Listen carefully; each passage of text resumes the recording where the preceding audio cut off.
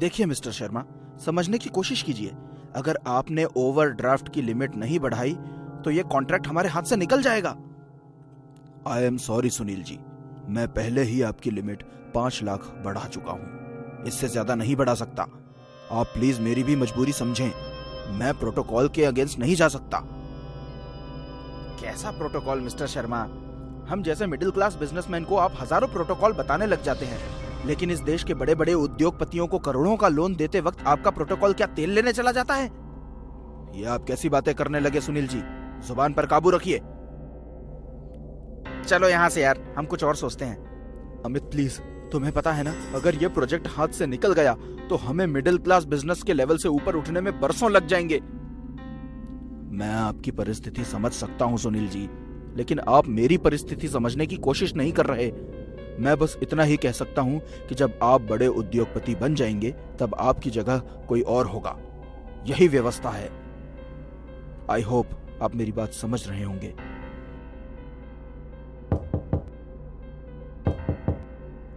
Thank you manager साहब, पैसे मिल गए। पैसे पूरे हैं ना सेठी जी? जी पूरे 25 लाख हैं। ठीक है सेठी जी, बेटी की शादी में बुलाना मत भूलिएगा। अरे आप तो घर के हैं, आपको तो काम करवाना होगा। पक्का, पहले ही पहुंचूंगा। चलिए चलता हूं।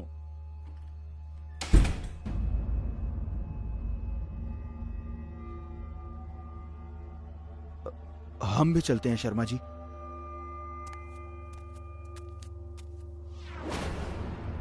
अब क्या करेंगे? जब जमाना साथ ना दे तो उल्टी राह पकड़ लेने में देरी नहीं करनी चाहिए अमित, वरना गरीब जिंदगी गरीबी में ही मर जाती है, और मैं गरीब नहीं मरना चाहता। ये प्रोजेक्ट हर हाल में पूरा होगा। तेरी कोई बात मेरे पल्ले पड़ नहीं रही है। तू कहना क्या चाहता है?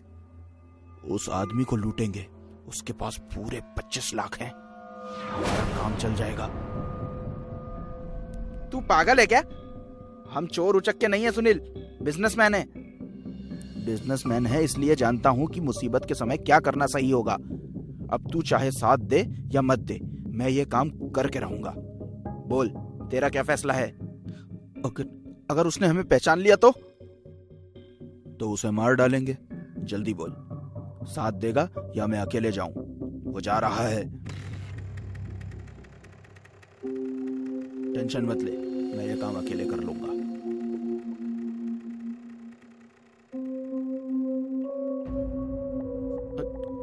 रुक, चल,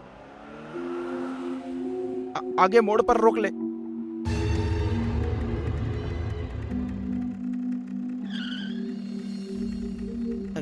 क्या हुआ बेटा?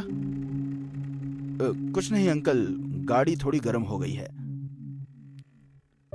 अरे आप दोनों तो अभी बैंक में थे ना?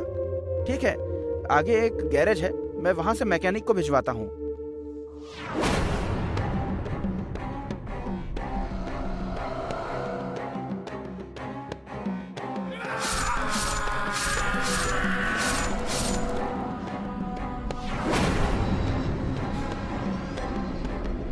तुम मुझे क्यों मार रहे हो? मेरी तुमसे क्या दुश्मनी है? मैंने तो आज पहली बार तुम्हें बैंक में देखा था बस। हमारी कोई दुश्मनी नहीं है, दुश्मन तो ये वक्त है। हमें पैसे की जरूरत थी जो तुम्हारे पास थे, उसी के लिए हमने ये सब किया। नहीं नहीं, तुम ये नहीं कर सकते। ये पैसे मेरी बेटी की शादी के लिए हैं। मैं तुम्हें ये पैसे नहीं ले जाने दूंगा।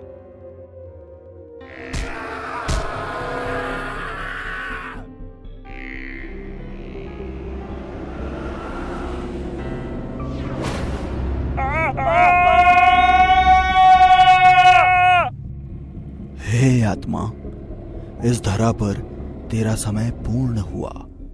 आओ, मुझ में समा जाओ। आओ। नहीं प्रभु, मैं नहीं आऊंगा। जब तक मैं बिना कसूर के मिली इस मौत का बदला न ले लूं, तब तक मैं यहां से कहीं नहीं जाऊंगा। यही जीवन चक्र है आत्मा। जीव के धरा पर आने के बहाने बहुत हैं, तो जाने के भी बहाने बहुत हैं। उन्हीं बहानों में से एक बहाने के हाथों तुम मेरे पास वापस आ रहे हो। मुझे आने में कोई दुविधा नहीं है प्रभु, लेकिन जिन लोगों ने मेरी बेटी की शादी और उसके भविष्य पर प्रश्न चिन्ह लगा दिया है, मुझे उन लोगों से बदला लेना है। उन्हें उनके लालच का फल चखाना है। यदि इस जीवन में मुझसे कभी भी कोई अच्छा काम हुआ हो तो उसका फल मुझे दे दो प्रभु। मुझे अपनी मौत का बदला लेने दो। इस धरा पर रहते हुए तुमने एक नहीं कई कार्य अच्छे किए हैं आत्मा। उन कार्यों के परिणाम स्वरूप मैं तुम्हारी यह इच्छा भी पूरी करता हूं। अधर्म को धर्म से पराजित होना और बुराई को अच्छाई के हाथों मरना ही नियति है, किंतु इसमें एक समस्या है आत्मा। कैसी समस्या प्रभु? तुम्हारा शरीर तो कुचला जा चुका है और बिना शरीर के मैं तुम्हें बदला लेने की इजाजत नहीं दे सकता। प्रभु, जिन पत्थरों से उन लोगों ने मेरे शरीर को नष्ट किया है, मैं चाहता हूं मुझे उन्हीं पत्थरों में डालकर इंसाफ करने में मेरी मदद करें। तुम्हारी यह इच्छा पूर्ण हो आत्मा। तथास्तु।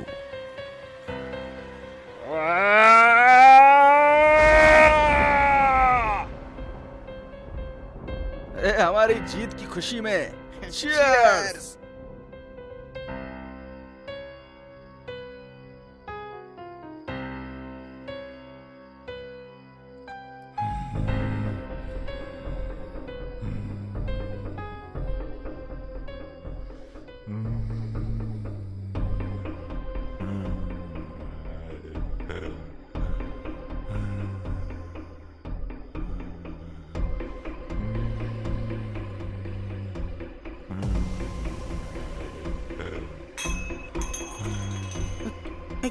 ये क्या था? पता नहीं, पर लगता है कुछ गिरा है।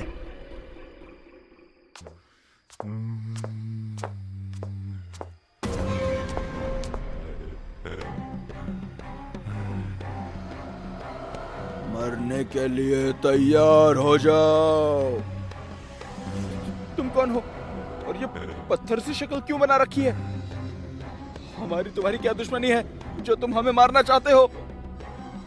तुमने 3 सवाल किए हैं, तो आखिर सवाल का मैं तुम्हें सबसे पहले जवाब देता हूँ। मेरी तुमसे कोई दुश्मनी नहीं है।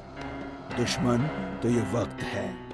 मुझे मेरे पैसे वापस चाहिए जो तुम्हारे पास थे।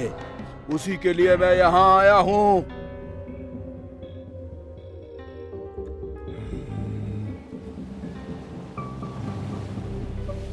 दूसरा सवाल का जवाब है, ये शक्ल तुम दोनों ने ही मुझे दी है।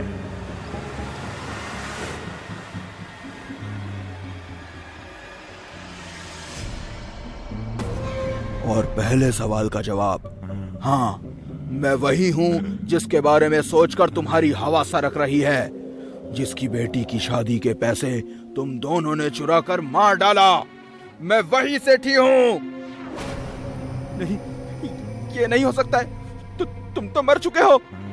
हाँ, मैं मर चुका हूँ, लेकिन तुम जैसे पैसों के अंधे अधर्मी लालची इंसानों को सबक सिखाने के लिए भगवान भी अपने नियम बदल लेते हैं। इस बदले नियम की पूर्णता तुम दोनों की मौत से पूरी होगी।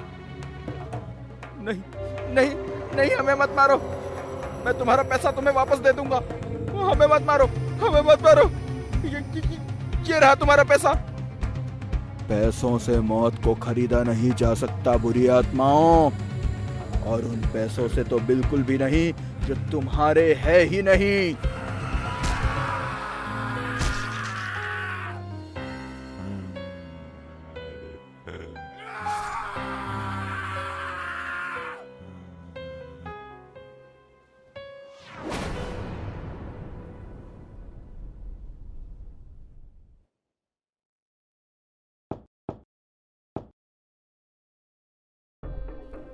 समय पूर्ण हुआ आत्मा। आ जाओ, मुझ में समा जाओ। धन्यवाद प्रभु, मुझे इसी रूप में ले जाओ।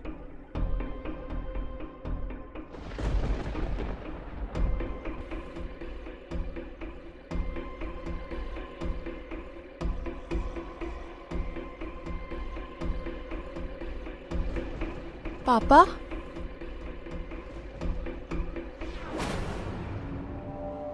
कलयुग के ऐसे ही विचित्र कहानियों को समय पर देखने के लिए इस चैनल को सब्सक्राइब करना और इसका बेल आइकन दबाना ना भूलें। मिस्टर शर्मा के घर बेटी की बारात आई हुई थी। वे उसका स्वागत करने में व्यस्त थे। तभी उनके पूरे घर में अफरा तफरी मच गई। मिसेस शर्मा चिल्लाते हुए वहां आई और मिस्टर शर्मा का हाथ पकड़कर उन्हें अपने साथ कहीं ले जाने लगी।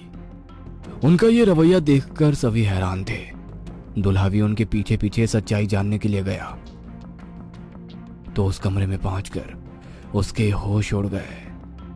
पूरे कमरे में खून फैला हुआ था और उसकी होने वाली दुल्हन मृतावस्था में पड़ी थी। उसका पूरा शरीर जगह जगह से कटा हुआ था। पूरी ज्वेलरी सामान सब कुछ बिखरा हुआ था और वहां से शादी का लाल लहंगा गायब हो चुका था। कोई पुलिस को बुलाओ, ये क्या हो गया मेरी बेटी के साथ? कहते हुए वो जोरों से रोने लगी। इंस्पेक्टर ने जब वहां आकर देखा तो वो खुद भी बहुत हैरान थे।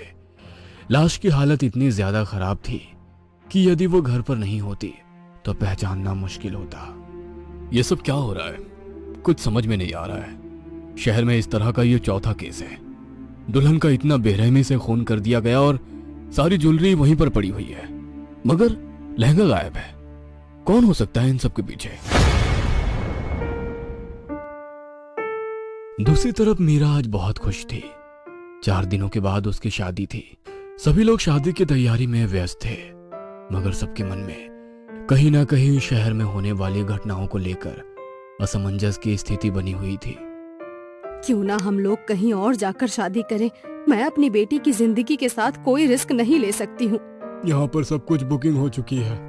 कहीं और जाकर नए सिरे से सब कुछ बुक करना होगा और दोबारा शादी की सारी तैयारी करना लगभग नामुमकिन सा है। हम लोग शादी यहीं पर करेंगे और मीरा की सुरक्षा की विशेष व्यवस्था कर लेंगे। कोई चोर हो तो उससे रक्षा की जा सकती है, मगर आत्मा से कैसे आप मेरी बेटी को बचाओगे? तुम भी दूसरे लोगों की तरह बेवकूफों जैसी बातें कर रही हो।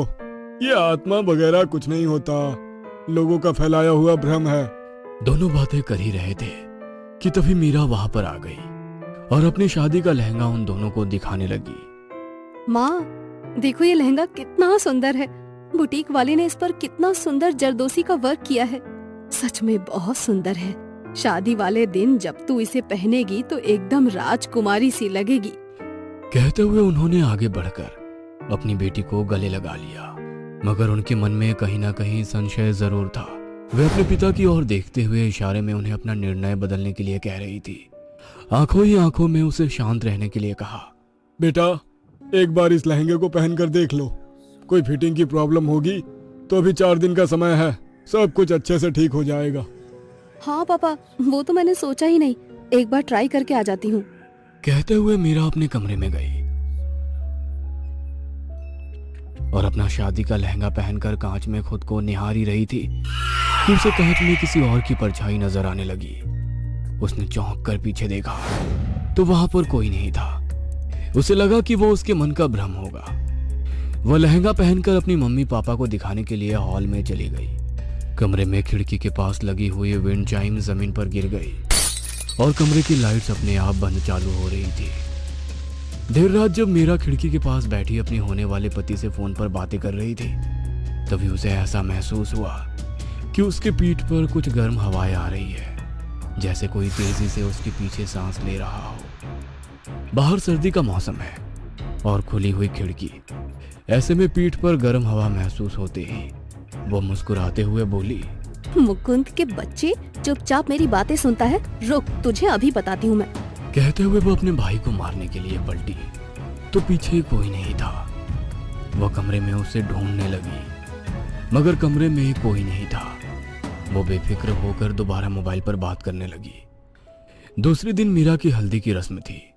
उसकी सहेलियां और दूसरे रिश्तेदार उसके साथ मस्ती मजाक करते हुए उसे हल्दी लगा रहे थे। तभी उसके पूरे शरीर पर तेज खुजली होने लगी और हल्दी का कलर पूरा काला हो गया था। अरे ये कैसा अपशगुन हो गया है, हल्दी पूरी काली हो गई है। अब क्या होगा? ऐसे शुभ मौके पर ये सब क्यों हुआ है? अरे आंटी, आप बेकार ही परेशान हो रही हैं। आजकल सब कुछ केमिकल वाला होता है। हो सकता है हल्दी में कोई केमिकल मिला हो, इस कारण हल्दी का रंग काला हो गया हो। मीरा, तू जल्दी से उठकर नहा ले ताकि तेरी स्किन पर कोई साइड इफेक्ट ना हो।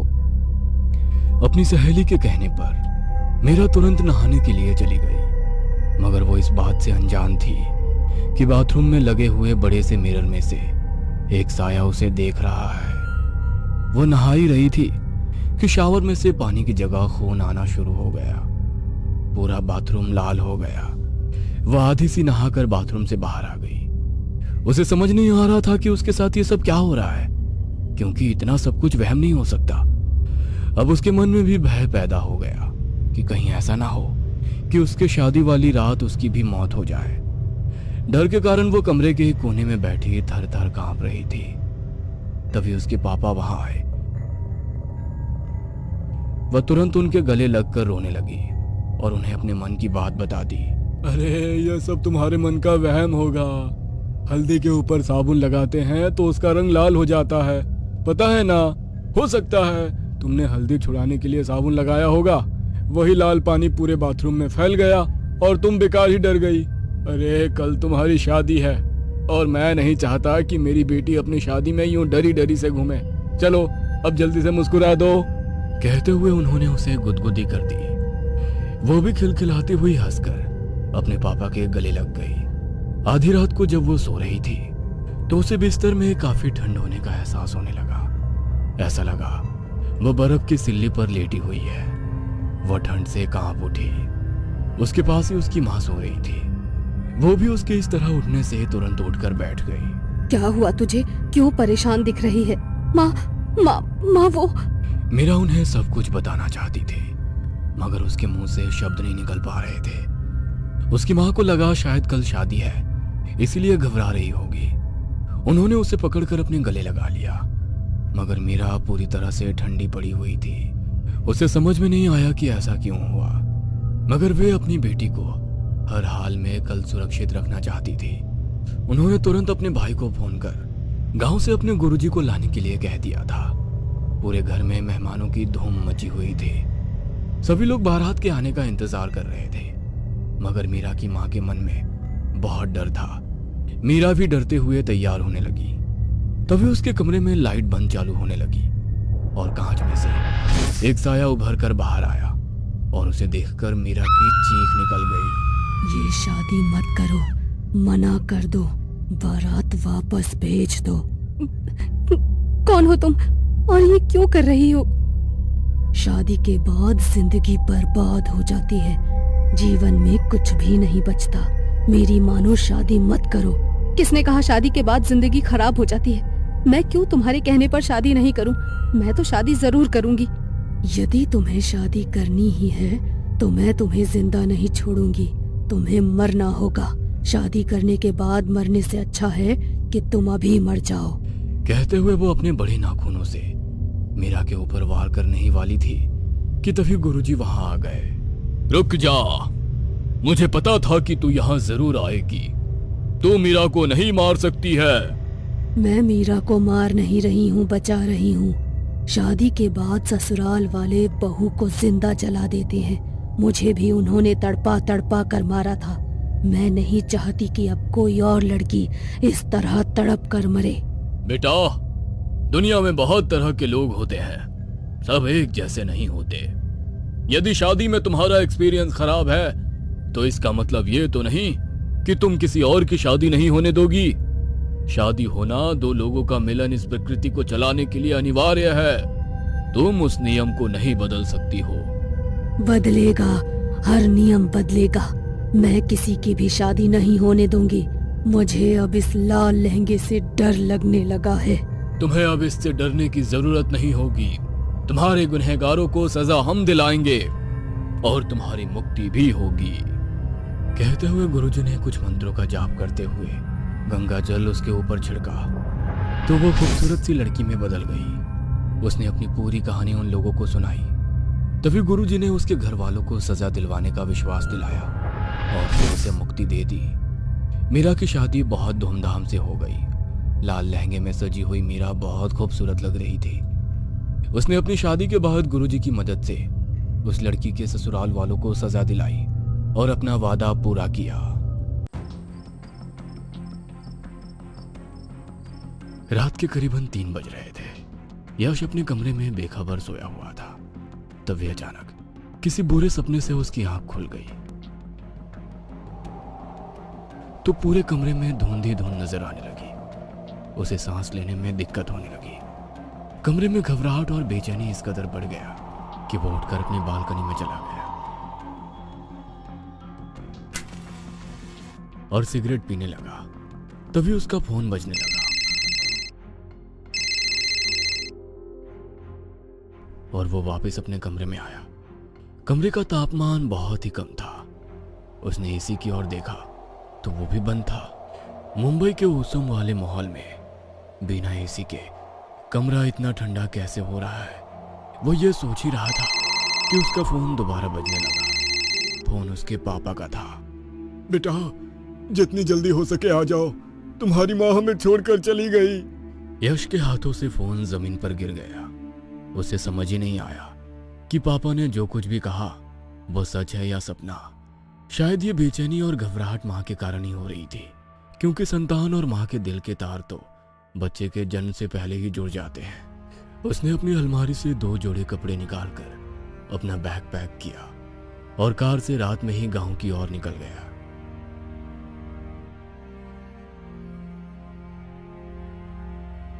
जब वो घर पहुंचा तो सुबह हो चुकी थी। सभी रिश्तेदार भी इकट्ठा हो चुके थे। मां की अंतिम यात्रा शमशान ना पहुंचकर एक कब्रिस्तान में पहुंची। वहां पर पहले से ही कब्र खोदी हुई थी। पापा, हम लोग मां को लेकर यहाँ क्यों आए हैं? हमें तो शमशान जाना चाहिए था। बेटा, अब इस गांव के रिवाज बदल चुके हैं। हम लोग शमशान में नहीं जाते, बल्कि सभी लाशों का अंतिम संस्कार अब ऐसे ही होता है। मगर ऐसा क्यों? यदि माँ का विधि में अंतिम संस्कार नहीं हुआ और उनकी अस्थियों को गंगा में विसर्जन नहीं किया गया तो उन्हें मुक्ति कैसे मिलेगी? बेटा, ज्यादा सवाल मत कर, हमें यहाँ से जल्दी निकलना होगा। यश के मना करने के बावजूद वे लोग यश की माँ को कब्रिस्तान में दफना कर आ गए। यश को कुछ भी समझ में नहीं आ रहा था कि यह सब क्या हुआ।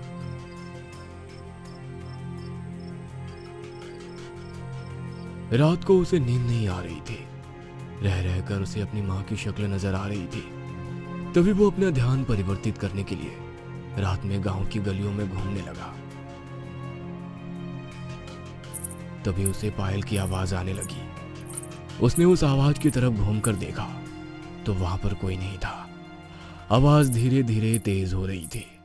ऐसा लग रहा था मानो कोई दबे कदम उसकी तरफ ही बढ़ रहा था। अचानक उसे तेज धक्का लगा और वो जमीन पर गिर गया। और फिर जैसे ही वो उठा, किसी ने जमीन से उसे 4 फीट ऊपर उछाल दिया और वो फिर जमीन पर गिर गया। वो आसपास देखने लगा मगर कोई भी नजर नहीं आया। दर्द से कर्राता हुआ वो उठा और इस हादसे के बाद यश की सोचने समझने की शक्ति कम होने लगी थी। उसे समझ नहीं आ रहा था कि उसके साथ ये क्या हो रहा है। वह घर जाकर चुपचाप सो गया। उसके पिता जो वहीं पर सो रहे थे, उन्होंने एक बार उसकी तरफ देखा मगर कुछ नहीं कहा। यश बिस्तर पर सारी रात सोचता रहा कि अभी जो कुछ भी हुआ उसके पीछे क्या वजह हो सकती है। सारी रात उसे नींद नहीं आई। सुबह थोड़ी देर नींद लगी थी कि मंदिर में होने वाली आरती की आवाज उसके कानों में पड़ी। वह तुरंत अपने बिस्तर से उठा और नहाकर सीधे मंदिर पहुंच गया। मंदिर में होने वाली आरती में शामिल होकर कुछ देर उसके मन को बहुत सुकून मिला। ऐसा लगा मानो रात की सारी परेशानियां और थकान उसके जहन से उतरती जा रही थी। पंडित जी उसे आरती देने लगे तो उसकी शक्ल देखकर कुछ पल के लिए खामोश हो गए और फिर उसके सर पर हाथ रखकर बोले, बेटा, आने वाले 10 दिन तुम्हारी जिंदगी में बहुत भारी है। तुमने कल जो गलती की है वो उस कारण वापस लौट कर आ जाएगी। मैंने कौन सी गलती की है? कौन लौट कर आ जाएगा? आप साफ साफ बताइए। कुछ अघोरी और ओझाओं के प्रभाव में आकर इस गांव के लोग अपनी संस्कृति और सभ्यता को भूल रहे हैं और पश्चिम संस्कृति को अपनाकर अपने लोगों का अंतिम संस्कार कर रहे हैं। उन्हें ऐसा लग रहा है कि ऐसा करने से उनके घर के सदस्य वापस लौट कर आ जाएंगे, मगर उन्हें नहीं पता कि इस गांव पर बहुत बड़ी विपदा होने वाली है और कल इसकी शुरुआत हो चुकी है। हो सके तो अपनी माँ का अंतिम संस्कार कर उनकी आत्मा की शांति की प्रार्थना करना। हरि ओम। पंडित जी की बात सुनकर यश ने मन बना लिया था कि आज वो अपनी माँ का अंतिम संस्कार करके रहेगा। इस बारे में अपने पापा से बात करने के लिए वो घर लौट आया, मगर घर पर कोई नहीं था। उसने अपने पापा को फोन लगाया तो फोन नॉट रीचेबल था। वो खुद ही घर से फावड़ा लेकर अपनी माँ की लाश को कब्र से निकालने के लिए कब्रिस्तान पहुंच गया। वहां का नजारा देखकर हैरान रह गया। उसकी माँ की लाश कब्र से बाहर निकली हुई थी और उसके पिता कुछ तांत्रिकों के साथ मिलकर किसी तंत्र क्रिया को अंजाम दे रहे थे। उल्लू और चमगादड़ वहां पर बहने की आवाज निकाल रहे थे। आसमान से खून की बारिश होने लगी। यह दृश्य देखकर यश की हिम्मत जवाब दे गई, मगर वहां मौजूद दूसरे सभी लोगों के चेहरे पर चमक थी। तभी उस लाश ने अपनी आंखें खोल दी और उठकर बैठ गई। अपनी मां को जिंदा देखकर यश थोड़ा हैरान भी था और परेशान भी कि यह कैसे संभव है। पूरी प्रक्रिया यश के लिए एक राज थी, मगर यश के पिता इस बात से अनजान थे कि तांत्रिकों ने उसकी मां के शरीर में एक शैतानी रूह का वास किया है। उसकी मां नहीं बल्कि एक शैतान बन चुकी थी। उसने अपनी लाल आंखों से यश की तरफ देखा। यश जिस पेड़ के पीछे छिपा था वह पेड़ जलकर राख हो गया। यश अब सबके सामने मौजूद था। हम तो सोच रहे थे केवल एक इंसान को ही मारकर यहाँ पर दफनाना होगा, मगर हमारी इस क्रिया के 2 गवाह हो गए हैं। इन दोनों को पकड़ो और यहीं पर जिंदा दफना दो। तांत्रिक के कहने पर वहां मौजूद 4 लोग उठे और यश और उसके पापा को पकड़ लिए। यह सब क्या है? और यदि मेरी मां सच में जिंदा हो गई है तो तुमने हमें क्यों पकड़ रखा है? मरकर कभी कोई जिंदा हुआ है क्या?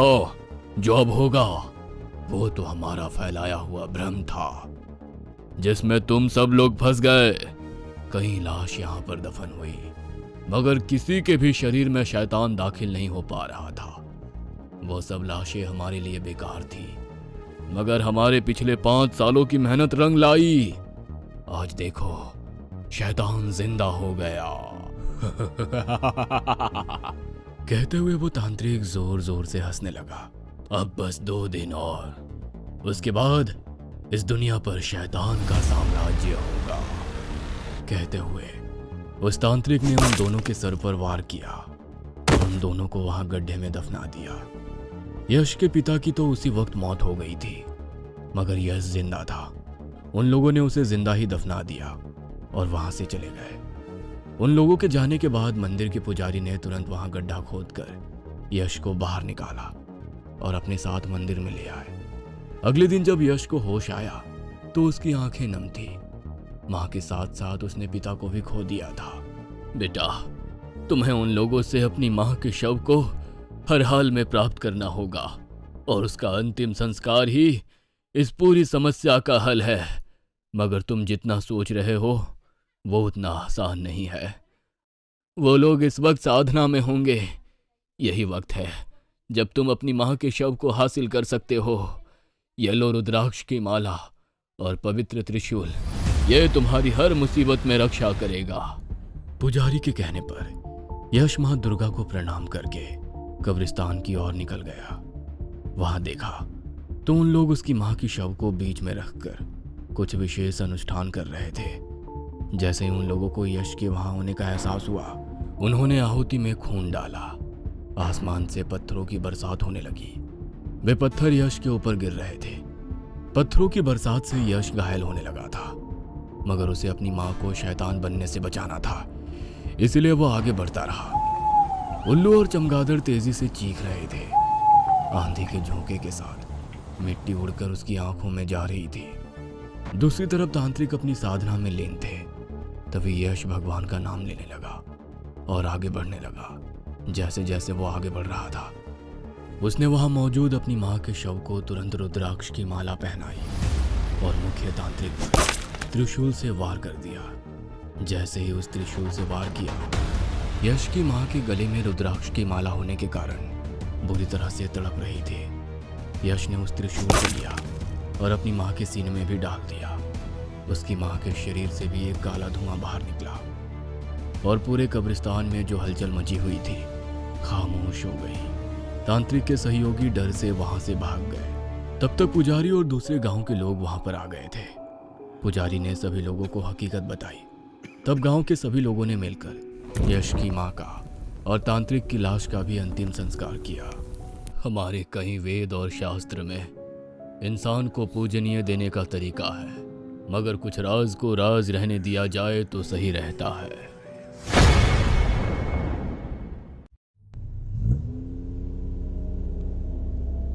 सुनसान सड़क पर राजेश और सुजीत गाड़ी ड्राइव करते हुए जा रहे थे। दोनों नशे में धुत थे। उनको ये तक होश नहीं था कि वो जा कहां रहे हैं। यार आज की पार्टी में मजा ही आ गया। फुल ऑन एंजॉय, है ना? हाँ, फुल ऑन एंजॉय। यार शराब कबाब तो दोनों थे, बस एक ही चीज की कमी थी। कबाब और शराब के साथ शबनम भी होती तो मजा आ जाता यार, क्यों? हाँ। यार बस उसी की कमी थी, सही कहा। गाड़ी चलाते चलाते उनको सामने एक औरत दिखाई दी। उसे देख राजेश ने गाड़ी रोक दी। वो औरत लाल रंग के जोड़े में थी। उसने अपना चेहरा घूंघट से ढका हुआ था। वेल एक्सक्यूज मी, कहाँ जाना है आपको? अरे कहो तो कहीं छोड़ दूं मैं, क्यों? उस औरत ने सामने रास्ते की तरफ हाथ करते हुए दिखाया। राजेश ने उसे गाड़ी में बैठने के लिए कहा। वो औरत गाड़ी के पिछले सीट में बैठ गई। वैसे मैडम, आप इतने सुनसान रास्ते में अकेली क्या कर रही थी? अरे आप जैसी खूबसूरत औरत को ऐसे अकेले घूमना शोभा थोड़ी देता है, क्यों? ऐसा कहकर राजेश और सुजीत ने गाड़ी के सामने वाले शीशे में उस औरत को देखा। उसे देखते ही राजेश ने जोर से ब्रेक लगाया। उस औरत का चेहरा घूंघट के अंदर बिल्कुल काला दिख रहा था और खून से सना हुआ। उसके हाथ भी काले और खून से सने हुए थे। क्या हुआ? गाड़ी क्यों रोक दी? मंजिल तक नहीं जाना क्या? नेहा और मिहिर मुंबई में रहते थे। मिहिर जॉब के लिए राजस्थान से मुंबई आया था। एक कंपनी में जॉब लगने के बाद मिहिर बहुत खुश था। गांव में उसके माँ बाप रहते थे। मिहिर साल में 3-4 बार गांव आता जाता और अपने माँ बाप के साथ रहता। मिहिर की माँ हमेशा उससे शादी के लिए पूछती रहती। बेटा, कब तक तू ऐसे ही अकेला रहेगा? अब तो मैं तुम्हारी एक नहीं सुनूंगी। मैंने लड़की देखना शुरू कर दिया है। अरे माँ, क्या तुम भी रोज एक ही बात पे अटक जाती हो? अरे कर लूंगा ना शादी, पहले कोई अच्छी लड़की तो मिल जाए, फिर देख लेंगे। वही तो मैंने अपने पास के गांव की कुछ लड़कियां पसंद की है। जब तुम गांव आओगे तब दिखाऊंगी। अरे जो तुम्हें अच्छा लगे वो करो माँ। बस अब मुझे जॉब के लिए देर हो रही है, मैं निकल रहा हूँ, ठीक है? चलो चलो, फोन रखता हूँ, बाय बाय। मिहिर ने कॉल कट किया और अपने काम के लिए निकल गया।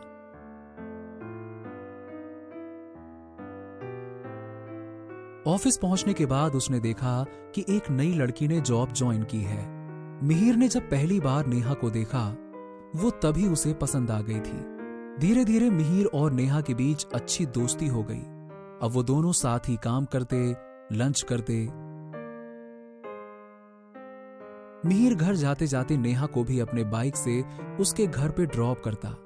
देखते ही देखते नेहा भी मिहिर को पसंद करने लगी थी, लेकिन दोनों ही अपने मन की बात एक दूसरे को नहीं बता रहे थे। एक दिन मिहिर ने तय किया कि वो नेहा को प्रपोज करेगा। बाद में जो होगा देखा जाएगा। नेहा, मैं बहुत दिनों से ना तुमसे एक बात कहना चाहता हूं। आई डोंट नो तुम कैसे रिएक्ट करोगी, बट मुझे लगता है कि अब कह देना चाहिए। मैं तुमसे बहुत प्यार करता हूं। क्या तुम मुझसे शादी करोगी? नेहा ने सर हाँ में हिलाते हुए कहा। मुझे लगा था कि शायद अब बूढ़े होने तक मुझे तुम्हारे प्रपोजल का वेट करना होगा। दोनों ने मुंबई में ही शादी कर ली। मिहिर ने गांव में कॉल करके अपने परिवार को ये खुशखबरी दी। अरे हम सब बहुत खुश हैं बेटा, बहुत खुश हैं। बस तुम दोनों अपना ख्याल रखना।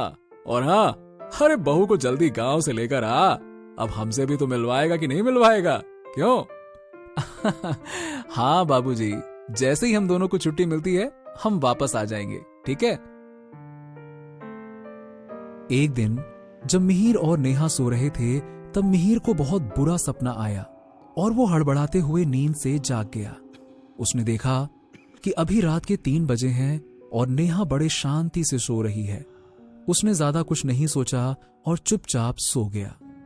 कुछ हफ्तों बाद मिहिर और नेहा को कुछ दिनों की छुट्टी मिल गई। दोनों ही गांव जाने के लिए निकल गए। मिहिर, मैं बहुत खुश हूँ। फाइनली मैं आज सबसे मिलूंगी। मैं भी। अरे माँ बाबूजी तो कब से हम दोनों का वेट कर रहे हैं कि आओ बेटा, देखे तो सही कैसी बहुरिया लाए हो। मिहिर और नेहा को बीच रास्ते में ही रात हो गई। ओफो, अगर हम ऐसे ही जाते रहे तो हमें बहुत देर हो जाएगी। एक काम करते हैं, आगे जाकर ना एक बीच का रास्ता है, वहां से जाते हैं, जल्दी पहुंच जाएंगे। तभी मिहिर की माँ का कॉल आता है। बेटा, तुम कहाँ हो दोनों? इतनी देर क्यों हो रही है? हेलो हेलो, हाँ माँ, हाँ हम बस पहुंच ही रहे हैं। अरे हेलो, मैं दुद्दू गांव के हाईवे पर हूँ। हाईवे? बेटा, वहाँ से क्यों आए तुम? वहाँ से मत आओ बेटा, मेरी बात सुनो।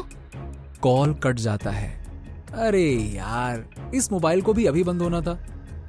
उस सुनसान हाईवे पर जाते वक्त अचानक चमगादड़ मिहिर की गाड़ी के सामने से बड़ी तेजी से चला गया।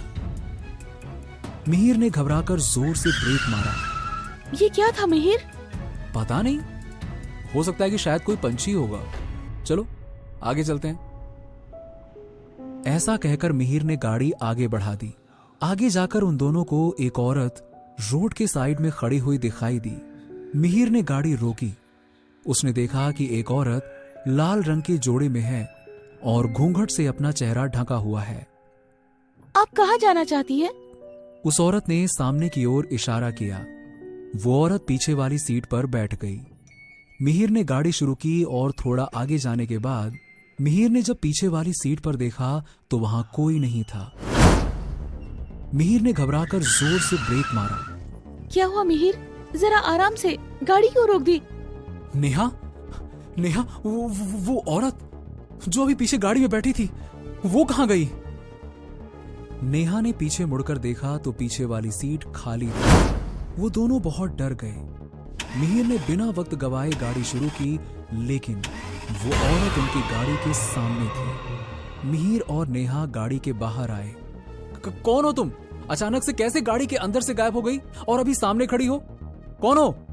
मिहिर और कुछ बोल पाता उससे पहले ही उस औरत ने मिहिर की गर्दन पकड़ ली और उसे हवा में उठा लिया। मिहिर अपने आप को छुड़ाने की कोशिश करता रहा। नेहा ने उस औरत को पकड़ने की कोशिश की, लेकिन उसने नेहा को धक्का दे दिया। नेहा ने उस औरत से कहा, प्लीज प्लीज मेरे पति को छोड़ दो, मत मारो उसे। कम से कम मेरे बच्चे के लिए तो मेरे पति को मत मारो, प्लीज। बच्चे का नाम सुनते ही उस औरत ने नेहा की ओर देखा और मिहिर को छोड़ दिया। नेहा ने देखा कि उस औरत की आंखों से खून के आंसू आ रहे हैं।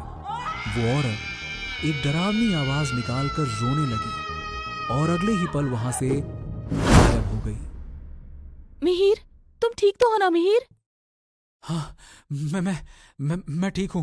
नेहा, लेकिन तुमने बताया क्यों नहीं कि तुम प्रेग्नेंट हो? मुझे भी 2 दिन पहले ही पता चला। मैंने सोचा ये खुशखबरी मैं तुम्हें अपने घर गांव में जाकर दूंगी। माँ बापूजी की खुशी भी दुगनी हो जाएगी। लेकिन ये तो कुछ और ही हो रहा है। ये सब क्या था? कौन थी ये औरत? मुझे भी नहीं पता नेहा, लेकिन अब हमें यहाँ नहीं रुकना चाहिए, तुरंत चलना चाहिए। जल्दी चलो, चलो गाड़ी में बैठो। सुबह की पहली किरण निकल चुकी थी। मिहिर और नेहा गाड़ी में बैठकर अपने गांव जाने के लिए निकल गए। गांव पहुंचकर उन्होंने सारी बात अपने परिवार वालों को बता दी। बेटा, जो तुम्हें औरत मिली थी उसे आज तक कई लोगों ने देखा है। लोग तो कहते हैं कि कई लोगों की वो जान भी ले चुकी है। लेकिन पिताजी, ऐसा क्यों? और वो औरत है कौन? मिहिर के पिता ने बताया, देखो बेटा, कई सालों पहले जब लड़का और लड़की की शादी उनकी छोटी उम्र में ही हो जाती थी ना, तो ऐसी ही प्रथा थी दुद्दू गांव में। और ऐसे ही 2 साल की लड़की की शादी 5 साल के लड़के से तय हुई थी। लेकिन ये बात ना लड़की की माँ को बिल्कुल भी अच्छी नहीं लगी। वो इस शादी से खुश नहीं थी। उसने अपने घर वालों को समझाने की बहुत कोशिश की, पूरा जी जान लगा दिया, मगर उसके घर वाले नहीं माने। तो उसने अपने सामने कोई रास्ता ना देखकर वो माँ अपनी बेटी को लेकर अपने घर से भाग गई। अब जिस हाईवे पर वो तुम्हें मिली, उसी हाईवे पर एक गाड़ी से टकराकर उस माँ बेटी की मौत हो गई। और कहते हैं कि तब से उसकी आत्मा उसी हाईवे पर भटक रही है और आने जाने वाले लोगों को दिखाई देती है। लेकिन पिताजी, उसने मुझे छोड़ क्यों दिया? शायद तुम्हारे बच्चे की वजह से। आखिर एक माँ ही तो दूसरे माँ का दर्द समझ सकती है ना बेटा।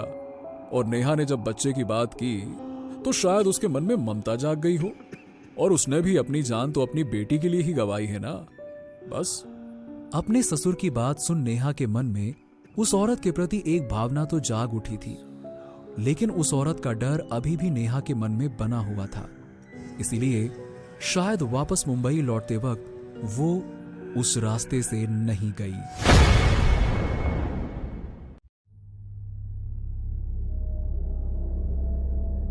पहलवान एक गार्डन के पास से गुजर रहा है। वहां गार्डन के अंदर एक बड़े बरगद के पेड़ को देखते हुए वहां से जाता है। उसे वहां कोई नहीं दिखता। तभी तेज हवा चलती है और फिर पेड़ के पास एक भयानक इंसान नजर आता है जो उसे देख रहा है। पहलवान उसे देखकर डर के मारे वहां से भागता है। तेज प्रताप हॉल में बैठा हुआ है। तभी पहलवान आकर कहता है, बड़े मालिक, बड़े मालिक। क्या है, इतने घबराए हुए क्यों हो? मैंने अमित बाबा को वहाँ गार्डन के पास देखा था। बहुत भयानक दिख रहे थे वो।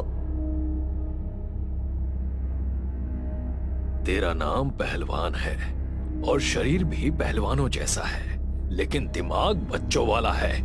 भूल गया तू कि उसके साथ क्या हुआ था?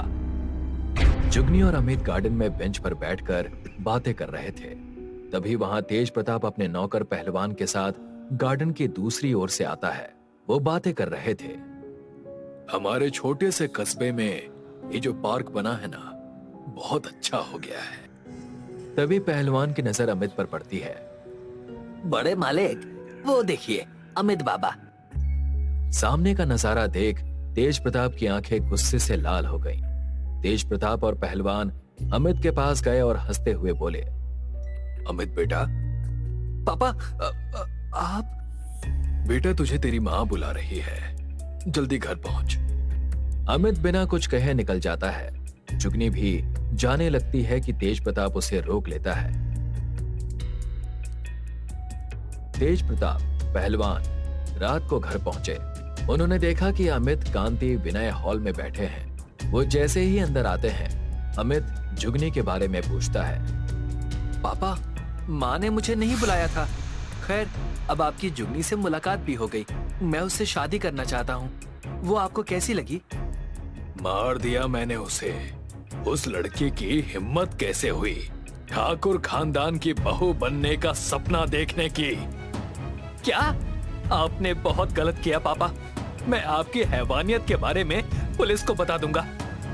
तभी तेज प्रताप जल्दी से गुप्ती निकालकर अमित के पेट में घुसा देता है। अमित दर्द से चीखता है। तेज प्रताप ने अमित की हत्या कर दी और उसकी लाश को अपने ही बगीचे में बरगद के पेड़ के नीचे दफना दिया। कोई मुंह नहीं खोलेगा, वरना उसे भी जिंदा दफना दूंगा।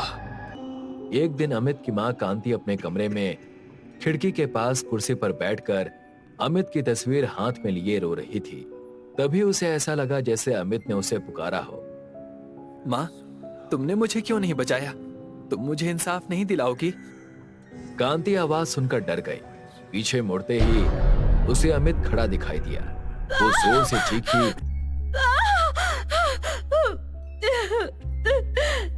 और वहीं बेहोश हो गई।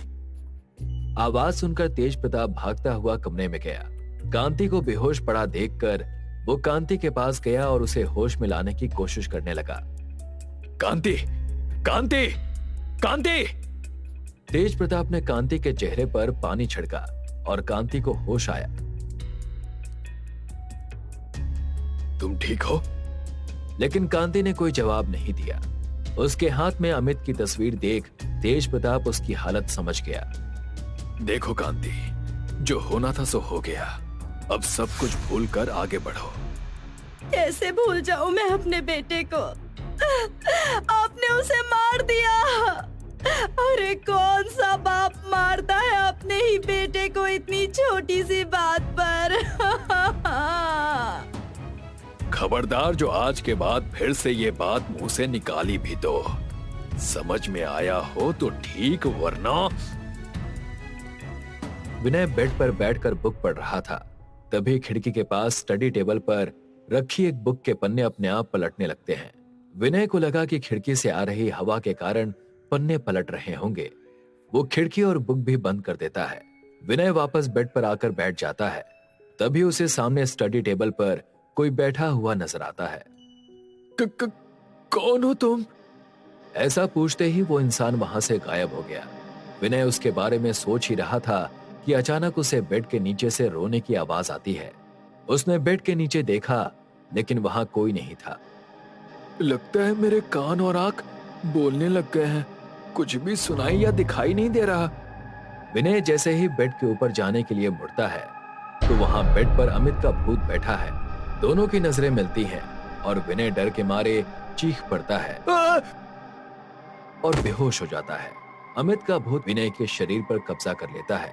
विनय की चीख सुनकर कांति और तेज प्रताप विनय के कमरे में आते हैं और सामने का नजारा देखकर उनके पैरों तले जमीन खिसक जाती है। विनय जमीन पर पड़ा है और उसका पूरा शरीर नीला पड़ गया है।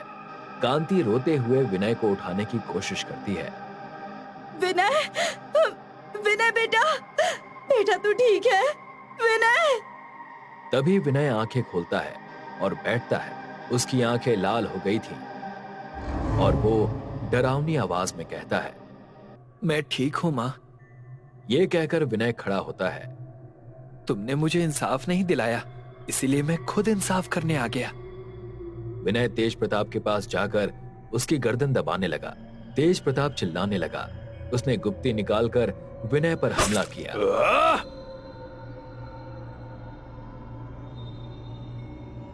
विनय वहीं फर्श पर गिरकर मर जाता है। कांति विनय के पास बैठकर रोने लगती है। विनय बेटा, बेटा आंखें खोलो, आंखें खोलो बेटा। तभी पहलवान भी आ जाता है। इसे भी ले जाकर वहीं दफना दो। पहलवान विनय को उठाकर बाहर ले गया और उसे जमीन में गाड़ देता है। विनय को जमीन में गाड़ने के बाद पहलवान अपने कमरे में चला गया। बेड पर लेटते ही वो सो गया। तभी कमरे में किसी की रोने की आवाज आती है। आवाज सुनकर पहलवान उठ जाता है। वो अपने पैर की ओर देखता है। वहां भूत अमित विनय खड़े हैं। अमित बाबा, विनय बाबा। तभी झटके से दरवाजा खुला। अमित विनय ने पहलवान का एक एक पैर पकड़ा और उसे घर से बाहर ले आए। छोड़ दो मुझे, छोड़ दो, बड़े मालिक बचाइए मुझे।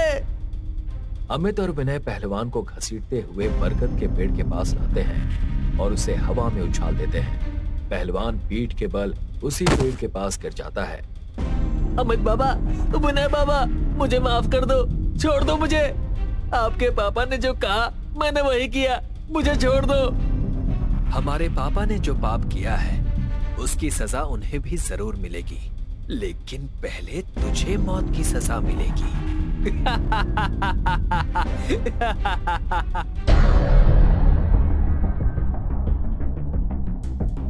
कुछ दिनों बाद तेज प्रताप कांति कमरे में सो रहे थे। तभी कांति के कानों में अमित विनय की आवाज गूंजने लगी। माँ, तुमने हमें इंसाफ नहीं दिलाया। कांति एक झटके में उठकर बैठ जाती है। उसके मन में बेचैनी होने लगती है। वो विनय और अमित की मौत का हादसा याद कर मन ही मन खुद को कोसने लगती है कि उसके सामने ही दोनों बेटों ने अपना दम तोड़ दिया, वो भी उसी के पति की वजह से। वो बेड से उतरी और दरवाजे की ओर बढ़ी। तेज प्रताप बेड पर लेटा था। कहाँ जा रही हो कांति? जा रही हूँ पुलिस स्टेशन अपने बेटों को इंसाफ दिलाने। मैं तुझे फांसी की सजा दिलाऊंगी ठाकुर तेज प्रताप। इतने में कांति भागने लगी। तेज प्रताप उठकर टेबल से चाकू लेता है और कांति के पीछे भागता है। तेरी इतनी हिम्मत कि तू अपने पति का नाम ले रही है? लगता है तू ऐसे नहीं मानेगी। तुझे भी तेरे बेटों के पास भेजना पड़ेगा। सड़क पर भाग रही कांति लड़खड़ा कर गिरती है। तेज प्रताप उसे पकड़ लेता है। अब मैं तुझे भी मार कर यहीं तेरे बेटों के बगल में गाड़ दूंगा। इतना कहकर तेज प्रताप चाकू मारने वाला होता है कि तभी बिजली कड़कती है और चाकू उसके हाथ से छूट जाता है। तेज प्रताप चाकू उठाता है और सामने देखता है तो अमित और विनय की आत्माएं वहां खड़ी होती हैं। तेज प्रताप उन दोनों को देखकर डर जाता है। तुम दोनों इंसाफ कर लो बेटा। अमित विनय ने तेज प्रताप को पकड़ा और अपने साथ जमीन में गाड़ दिया। तेज प्रताप की चीख के साथ ही सब शांत हो जाता है।